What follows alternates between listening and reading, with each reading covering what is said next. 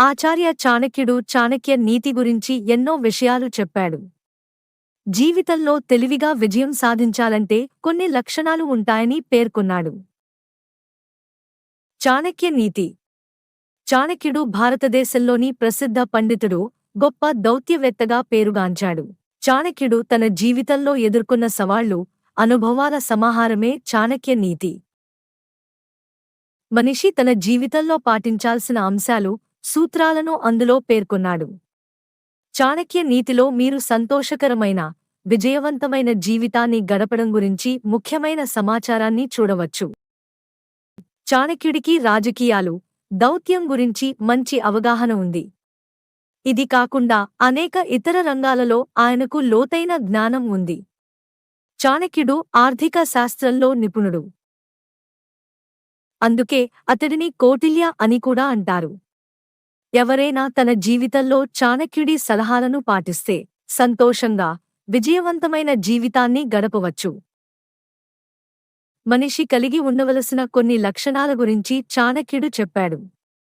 ఈ లక్షణాలతో ఉన్న వ్యక్తిని ఎల్లప్పుడూ మేధావి అని పిలుస్తారు. తెలివైన వ్యక్తి ప్రతిచోటా గౌరవించబడతాడు.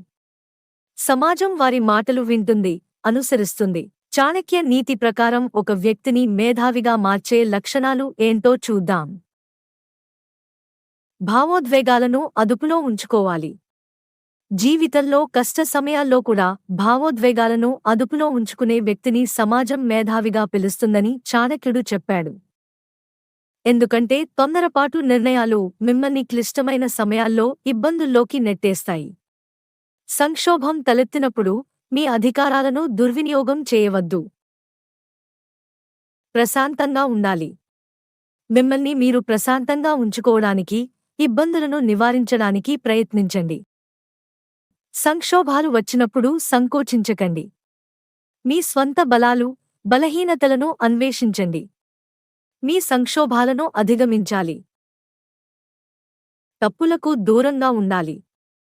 చాణక్యుడి సూత్రాల ప్రకారం ఒక వ్యక్తి ఎప్పుడూ తప్పులకు దూరంగా ఉండాలి. మంచి పనులు చేసి చెడు పనులకు దూరంగా ఉండే వ్యక్తిని ప్రజలు జ్ఞాని అంటారు.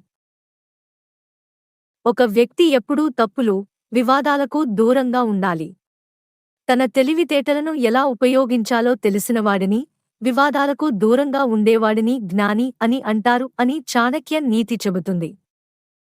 భవిష్యత్ ప్రణాళికలను రహస్యంగా పెట్టాలి. తన భవిష్యత్ ప్రణాళికలను రహస్యంగా ఉంచేవాడు ఉత్తమ జ్ఞాని అని చాణక్యుడు చెప్పాడు. ఎందుకంటే పని పూర్తి కాకముందే ఒకరి ప్రణాళికలను ఇతరులకు వెల్లడించడం వారి పనికి ఆటంకం కలిగించే అవకాశం ఉంది. చాణక్యుడు ప్రకారం ఒక వ్యక్తి తన ప్రణాళికలను ఎల్లప్పుడూ రహస్యంగా ఉంచాలి. లక్ష్యం కోసం పనిచేయాలి. ఎల్లప్పుడూ తన లక్ష్యం కోసం పనిచేసేవాడే తెలివైనవాడు అని, ఎలాంటి అడ్డంకులు వచ్చినా నిర్భయంగా అధిగమించగల సామర్థ్యం కలిగి ఉంటాడని చాణక్య నీతి వివరిస్తుంది. సమయం లేదా పరిస్థితి గురించి వెనుకాడని వ్యక్తి తన లక్ష్యాన్ని సాధించడానికి ఎక్కువ సమయం తీసుకోడు. అడ్డంకులను అధిగమించాలి. అన్ని అడ్డంకులను అధిగమించగల సామర్థ్యం ఒక వ్యక్తిని జ్ఞానవంతుడిని చేస్తుంది. చాణక్యుడు ప్రకారం ఒక వ్యక్తి తన పనిని పూర్తి చేయడంలో ఎటువంటి అడ్డంకులకు భయపడకుండా నిరంతరం తన లక్ష్యం వైపు పయనిస్తే మేధావి అంటారు. అలాంటి వారికి లక్ష్మీదేవి అనుగ్రహం ఎప్పుడూ ఉంటుంది.